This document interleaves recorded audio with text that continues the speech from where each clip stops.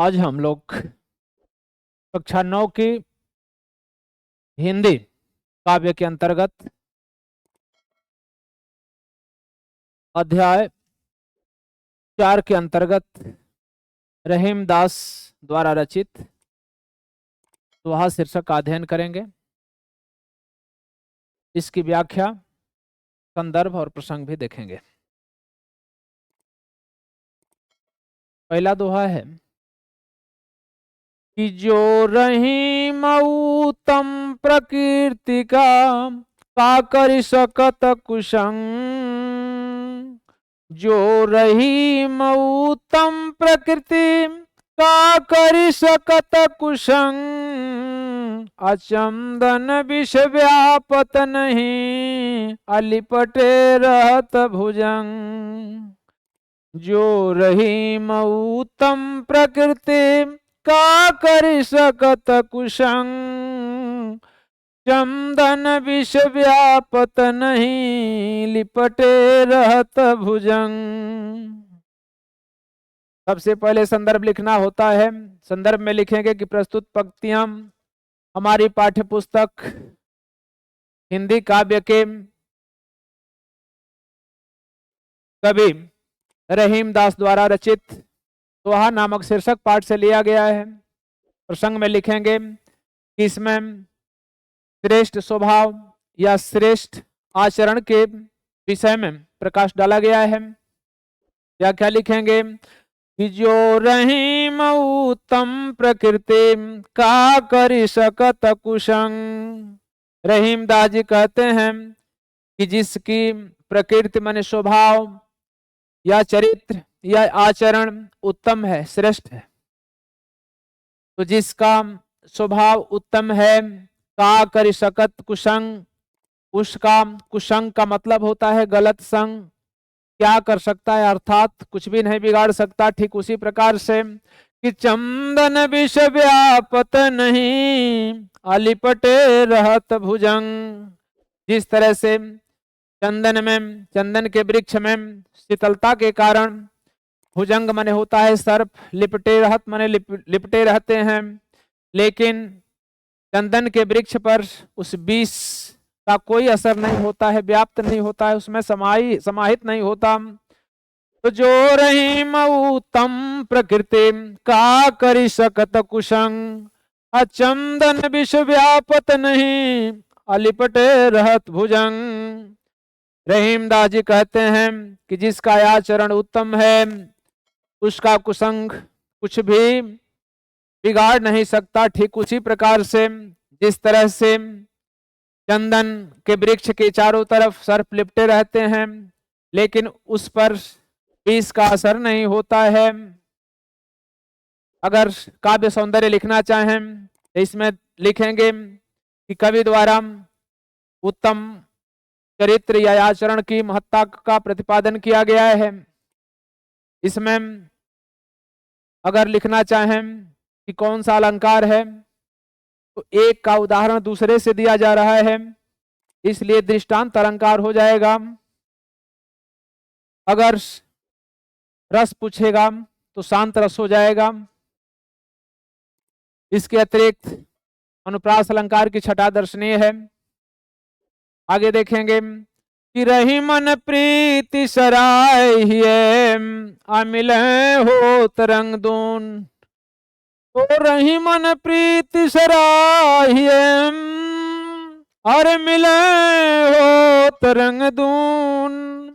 अज्यों जरदी हरदी तजम तजं सफेदी चून।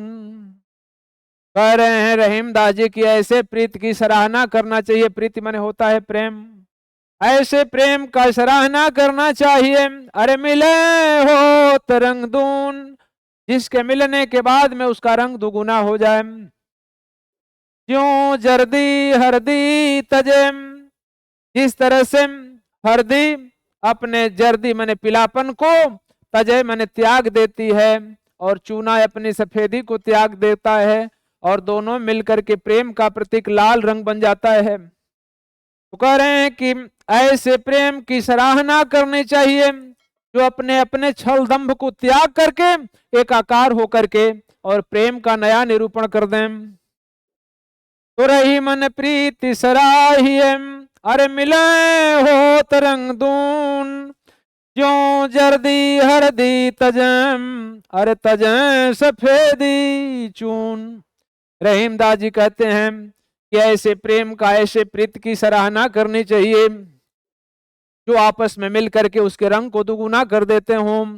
ठीक उसी तरह से जैसे हरदी अपने पीलापन को त्याग देती है और सफेद चूना अपने सफेदी को त्याग करके जब एकाकार होते हैं, आपस में दोनों प्रेम करते हैं, तो एक दूसरा रंग, लाल रंग का प्रेम का प्रतीक, तीसरा रंग निर्माण हो जाता है या निर्मित हो जाता है।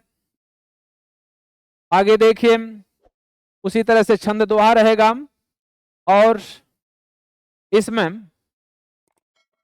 अगर अनुप्रास अलंकार लिखना हो तो अनुप्रास अलंकार तो वर्ण की आवृत्ति है और इस तरह से इसको पूरा कर देंगे।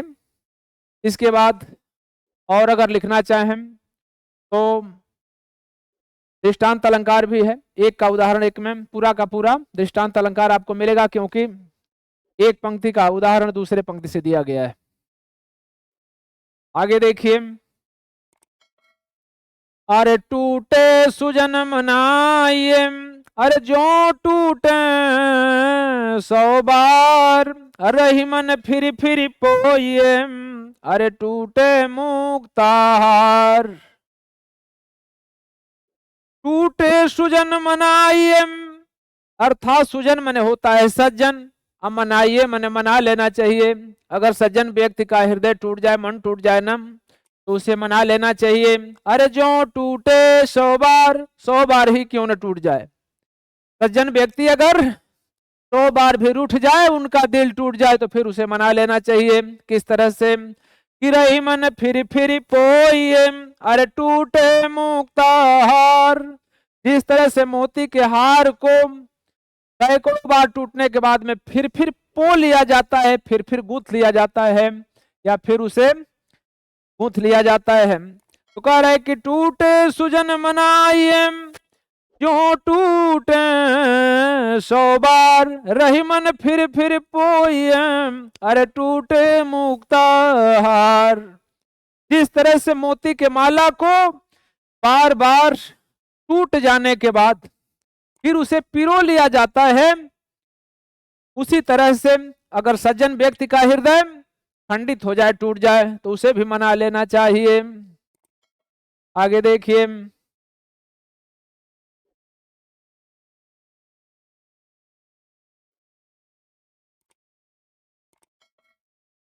चौथा है कि रही मन असुआ नैन ढरी, अरे जिये दुख प्रकट करें, जाहि निकारोगे हते, अरे कसन भेद कही दे। रही मन असुआ नैन ढरी, रहीमदास जी कहते हैं कि आंखों से जब अश्रु निकलने लगते हैं तो जिये दुख प्रकट करे, जिये मैंने हृदय के दुख को प्रकट करने लगते हैं कि अर्थात इस आदमी के अंदर कुछ न कुछ दुख है। तो रही मन असुआ नैन ढरी, जिये दुख प्रकट करें, अरे जाहि निकारोगे हते, अरे कसन भेद कही दे। रहीमदास जी कहते हैं कि आंसू नैन मन नेत्रों से ढर मन ढुलक करके, अर्थात बह करके जब आंखों से आंसू ढलते हैं या निकलते हैं, तो जिये दुख प्रकट करे, हृदय के दुख को प्रकट कर देता है। अरे जाहि निकारोगे हते, इस व्यक्ति को अपने घर से निकाल दो, खदेड़ दो। अरे कसन भेद कही दे, घर का भेद भला किसे नहीं कह देता, अर्थात सबसे बता देता है। तो रही मन असुआ नैन ढरी, जिये दुख प्रकट करें, अजाहि निकारोगे हते, कसन भेद कही दे। रहीमदास जी कहते हैं कि आंखों से आंसू ढल करके और हृदय के दुख को प्रकट कर देते हैं, और जिस व्यक्ति को घर से निकाल दो वह घर का भेद सभी लोगों को बता देता है। आगे देखेंगे पांचवा कि कही रहीम संपत्ति सगेम, अरे बनत बहुत बहुरीत, अभिपति कसौटी जे कसम, अरे ते ही साचे मित। सच्चे मित्र की विशेषता इसमें बताई गई है। इसके अतिरिक्त यहाँ देख रहे हैं बनत बहुत बहु बहुवर्ण के आने की वजह से यहाँ पर अनुप्रास अलंकार है। संपत्ति सगे में स्वर्ण के आने की वजह से यहाँ भी क्या है, अनुप्रास अलंकार की छठा दर्शनीय है, उदाहरण है। इसलिए दोनों में कौन सा अलंकार हो जाएगा, तो दृष्टांत अलंकार हो जाएगा, छंद दोहा हो जाएगा। आगे देखिए कि कही रहीम संपत्ति सगेम, रहीम दास जी कहते हैं कि जब आपके पास संपत्ति है, धन संपत्ति है, तो बहुत सारे लोग आपके सगे बन जाते हैं, मित्र बन जाते हैं। अब बनत बहुत बहुरीत, बनत मने बन जाते हैं, बहुत मने बहुत से, अब बहुरीत मने बहुत प्रकार से। तो जब आपके पास संपत्ति होती है, धन संपदा होती है, तो बहुत सारे लोग रिश्ता जोड़ करके भिन्न भिन्न प्रकार से आपके मित्र बन जाते हैं। लेकिन असली मित्र कौन है, कि विपत्ति कसौटी जे कसम, तेहि साचे मित। लेकिन विपत्ति की कसौटी पर जो कस जाता है, अर्थात जो विपत्ति काल में आपका काम आ जाता है, तेहि साचे मित, वे ही आपका सच्चा मित्र होते हैं। तो कह रहे हैं कि संपत्ति काल में, अर्थात आप धन संपदा से परिपूर्ण हैं, तो बहुत सारे लोग बहुत प्रकार से आपके मित्र बनते हैं, लेकिन जो विपत्ति में काम आता है वही सच्चा मित्र है। छठा है कि जाल पर जल जात बही, अरे तजमीनन को मो, रही मन मछरी नीर को, अरे तऊ न छाड़त छो। रहीम दास जी कह रहे हैं, मित्रता की परिभाषा बता रहे हैं कि किस तरह से सच्ची मित्रता होती है। अरे कि जे जाल पर जल जात बही, अरे तजमीनन को मो, जाल पड़ने पर जल जात बही, जल तो बह जाता है। जाल पड़ने पर जब जाल से मछलियों को छाना जाता है, तो मछली को छोड़ करके और जल क्या हो जाता है, बह जाता है।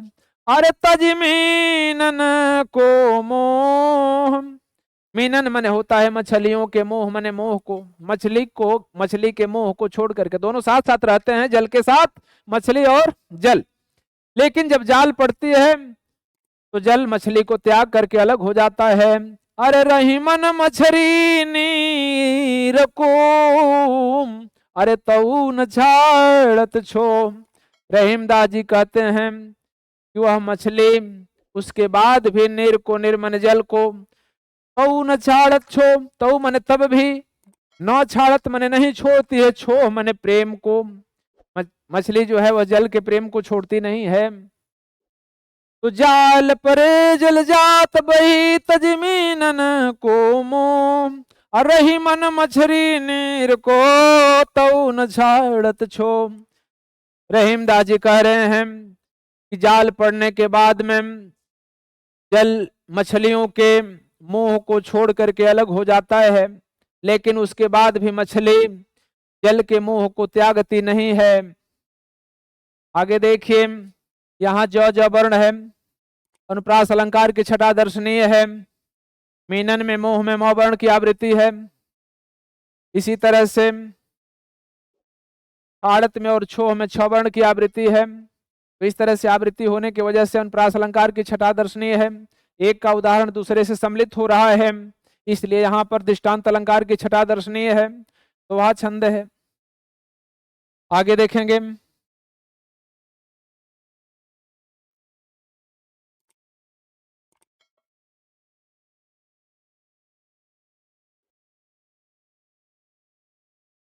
सातवां है कि दीन सबन को लखन है लखत है, अरे दीन ही लखन को। अब दीन सबन को लखत है, अरे दीन ही लखन को। जो रहीम दीन ही लखन, अरे दीन बंधु सम होए। रहीमदास जी कहते हैं कि दीन शबन को लखत है। दीन मन निर्धन, गरीब, जो किसी माने में दीन हो, तो दीन सबको देखता है, अर्थात ऊपर देखता है, माता जी भिक्षा दे दीजिए, ईश्वर की तरफ देखता है, हे ईश्वर। तो दीन शबन को लखत है। दीन व्यक्ति तो सबको देखता रहता है। अरे दीन ही लखे न कोई, लेकिन दीन व्यक्ति को, निर्धन व्यक्ति को कोई देखता नहीं है। अजो रहीम दीन ही लखम, दीन बंधु सम होए। रहीमदास जी कहते हैं कि जो दीन व्यक्ति को, निर्धन व्यक्ति को देखता है, वह दीन बंधु अर्थात परम पिता परमात्मा अर्थात ईश्वर के सम मने समान होए मन होता है। तो दीन शबन को लखत है, अरे दीन ही लखन न कोई, अजो रहीम दीन ही लखन, अरे दीन बंधु सम होए।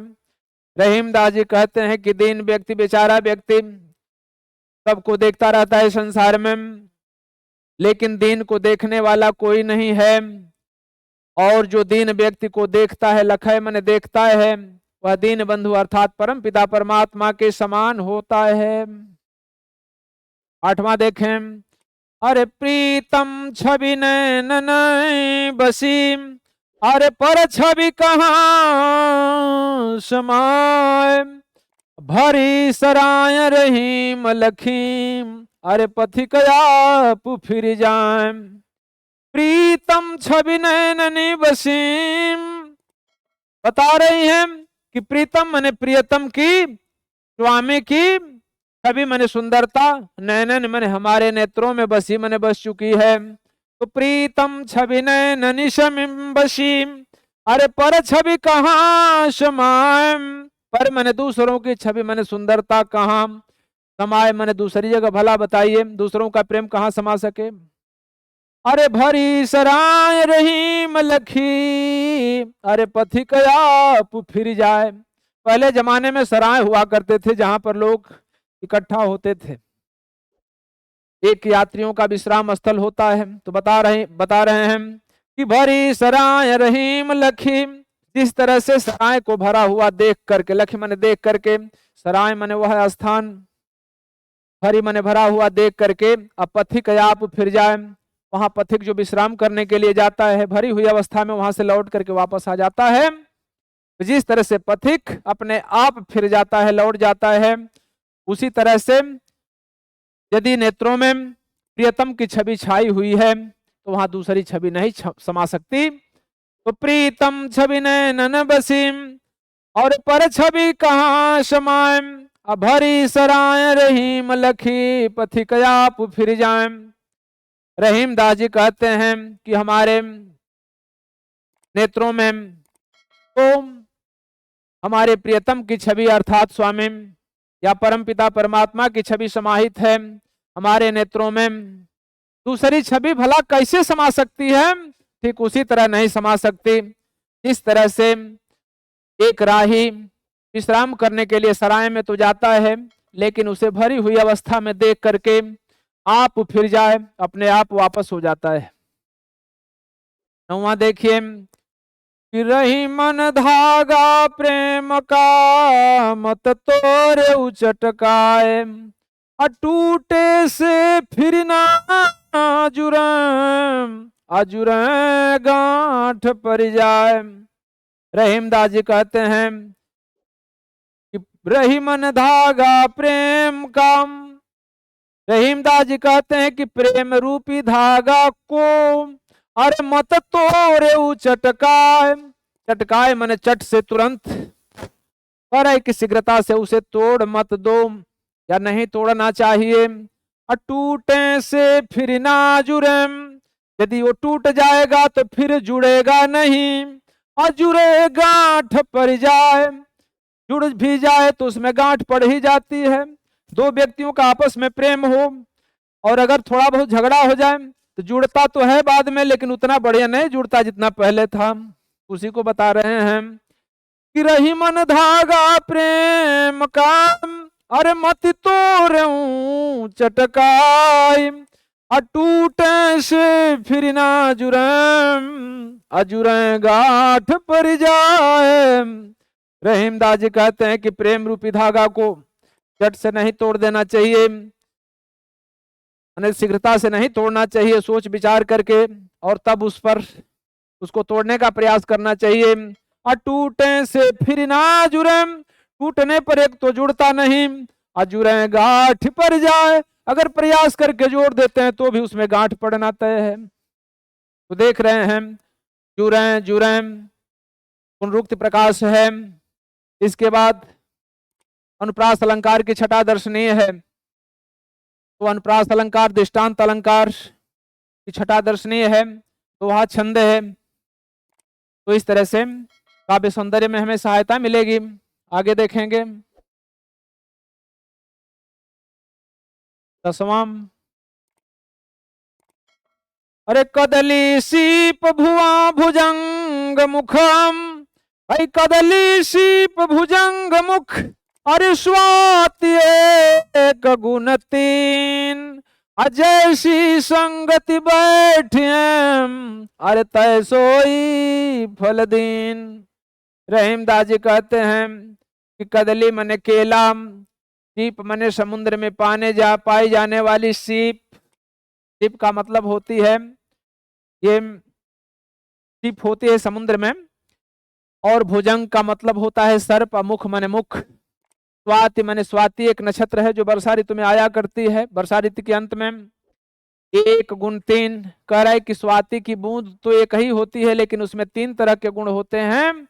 जैसी संगति बैठी, संगति मैंने जिसके साथ बैठेंगे, तय सोई फल देन, वैसा ही परिणाम आपको प्राप्त होगा। तो कदली सीप भुजंग मुख, और स्वाति एक गुण तीन। कदली मने केला, सिप मने सिप, भुजंग मुख मने सर्प का मुख, स्वाति एक गुण तीन। स्वाति नक्षत्र की बूंद तो एक जैसी होती है लेकिन उसके 3 गुण हैं। अरे जैसी संगति बैठिए तय सोई फल दिन, जैसी संगति में बैठेंगे वैसा ही फल प्राप्त होगा। अब बता रहे कि स्वाति की बूंद क्या क्या प्रभाव डालती है। तो कह रहे कि कदली शीप भुजंग मुख, कदली के मुख में अर्थात केला के मुख में जब स्वाति नक्षत्र की बूंद पड़ती है तो वह कपूर बन जाता है। सीप के मुख में पड़ने पर समुद्र में मोती का निर्माण होता है। और भुजंग मुख, सर्प के मुख में अगर वही बूंद पड़ती है तो जहर बन जाता है या विष बन जाता है। तो बता रही हैं कि जैसे व्यक्ति के साथ, अच्छे व्यक्ति के साथ कपूर बना, सीप के पास पड़ गया तो मोती बन गया, लेकिन वही दुष्ट के संगत में पड़ने की वजह से वही स्वाति नक्षत्र की बूंद क्या बन गई, विष का काम हो जाता है। तो जैसी संगति बैठिए तय सोई फल दिन, जैसे व्यक्ति के साथ आप बैठना शुरू कर देंगे परिणाम आपको वैसा मिलना शुरू हो जाएगा। तो आगे आप देख रहे हैं कि इसमें दृष्टांत अलंकार की छटा दर्शनीय है और छंद दोहा है। इसके अतिरिक्त उदाहरण के माध्यम से संगत के प्रभाव को बड़ा ही मनोहारी रूप में वर्णित किया गया है। आगे देखेंगे कि तरुवर फल नहीं खात हैं, अरे सरवर पियहि न पान, कही रहीम पर काज हिताम, अरे संपत्ति संचहि सुजान। रहीमदास जी क्या बताते हैं कि तरुवर फल नहीं खात है। तरुवर का मतलब होता है वृक्ष। अब फल माने अपने फल को नहीं खात, स्वयं नहीं खाता। कितना भी आम का फल बढ़िया फल जाए, क्या एक भी फल खाता है? नहीं खाता है। तो कह रहे कि तरुवर फल नहीं खात है, और तरुवर जो वृक्ष है वह फल का भक्षण स्वयं नहीं करता। और सरोवर पियहि न पान, और तालाब भी एक भी बूंद पानी का सेवन नहीं करता। अरे कहे रहीम पर काज हितम, और संपत्ति सचहि सुजान। रहीमदास जी कहते हैं कि पर काज मने दूसरों के कार्य के लिए हित माने कल्याण के लिए। तो कह रहा है कि कही रहीम पर काज हित। रहीम दास जी कह रहे हैं कि पर मैंने दूसरों के काज मैंने कार्य के हेतु मैंने के लिए, संपत्ति माने धन संपत्ति का संचय माने संचय करते हैं, सुजान माने सज्जन लोग, सज्जन लोग उसी प्रकार से संपत्ति का संचय करते हैं। किसके लिए? दूसरों के कार्य के लिए। तो तरवर फल नहीं खात है सरवर पियहिन पान, अकहीं रहीम पर काज हिता संपत्ति संचय सुजान। रहीम दास जी कहते हैं कि जो वृक्ष है वह स्वयं फल नहीं खाता और न ही तालाब पानी का सेवन करता है, ठीक उसी तरह से सज्जन व्यक्ति अपने संपत्ति का संचय दूसरों के कार्य के लिए या दूसरों के कल्याण के लिए क्या करते हैं। अरे रही मन देखी बड़े न को, अरे लघु न दीजिए डार, जहां काम आवे सुई कहाँ करें तरवार। रहीमदास जी कहते हैं कि बड़े लोगों से मित्रता हो जाने के बाद छोटे व्यक्ति को त्यागना नहीं चाहिए। अभी तो रही मन देखी बड़े न को, रहीमदास जी कहते हैं कि बड़े लोगों को देख करके लघु मन छोटे लोगों को, डार मन छोड़ देना अर्थात छोड़ना नहीं चाहिए। जहां कामया में सुई कहाँ करें तरवार। तरवार बहुत बड़ा होता है, सुई बिल्कुल छोटी होती है, लेकिन जहां सुई काम आती है वहां तलवार काम नहीं करता। अगर किसी की बटन टूट जाए तो भला तलवार से नहीं लगाई जा सकती, वह तो सुई की सहायता से ही लग सकती है। तो रही मन देखी बड़े न को, अरे लघु न दीजिए डार, जहां काम आवे सुई कहाँ करें तरवार। रहीमदास जी कहते हैं कि जहां छोटा व्यक्ति काम कर देगा वहां बड़ा नहीं कर सकता। बड़ा बड़ा के लिए होता है, छोटा छोटा के लिए, इसलिए छोटे को त्यागिए नहीं। अगर कहीं जा रहे हैं कुछ सामान उठाना है तो बड़ा अपने गर्व में रहेगा, छोटा व्यक्ति आपकी सहायता करेगा, तो उसी को बता रहे हैं। रहीमदास जी कहते हैं कि बड़े व्यक्ति को की संगति हो जाने के बाद भी छोटे व्यक्ति की संगति को छोड़ना नहीं चाहिए।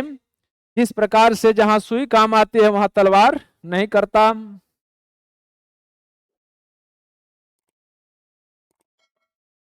आगे देखिए, अरे यूं रहीम सुख होत है, अरे बढ़त देख निज गोत, ज्यों बड़ी अखिया निरखी आखिन को सुख होत। रहीमदास जी क्या कर रहे हैं, क्यों रहीम सुख होत है, अब बढ़त देख निज गोत। रहीमदास जी कह रहे हैं कि सबको सुख होता है, सुख प्राप्त होता है। अरे बढ़त देख, बढ़ते हुए देख करके निज मने अपने, अगोत मने कुल खानदान को या गोत्र को, अपने गोत्र को बढ़ता हुआ देख करके सभी लोगों को सुख की अनुभूति होती है। अरे ज्यों बड़ी अखिया निरखी अखियन को सुख हो। जिस तरह से बड़ी बड़ी आंख अगर दिखाई दे तो वह आंखों को सुख प्रदान करती है। तो अगर व्यक्ति अपनी आंखें दर्पण में देखे और बड़ी बड़ी दिखाई दे तो वह सबको अच्छी लगती है। यहाँ तक कि जिसकी बटाम जैसे आंख है वह भी बड़े लोगों की आंखों को देख करके उसे भी अच्छा लगता है। तो उसी को बता रहे हैं, क्यों रहीम सुख होत है, अरे बढ़त देख निज गोत, जो बड़ी अखिया निरखे अखियन को सुख होत। रहीमदास जी कहते हैं कि अपने अपने गोत्र अर्थात अपने अपने कुल को बढ़ते हुए देख करके सबको सुख का अनुभव होता है। ठीक उसी प्रकार से जैसे बड़ी आंख को देख करके अपनी आंख को भी और दूसरी आंख को भी सुख का अनुभव होता है। तो यहाँ पर दृष्टांत अलंकार की छटा दर्शनीय है। इसके अलावा अवर्ण की आवृत्ति से अनुप्रास अलंकार की छटा दर्शनीय है।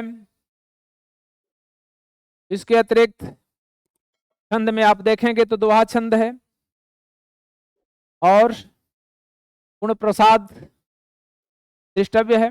आगे देखेंगे 14, अरे रही मन ओछे नरन तेम, अरे तजाऊं बैर अरु प्रीत, काटे चाटे श्वान के अदूं भांति विपरीत।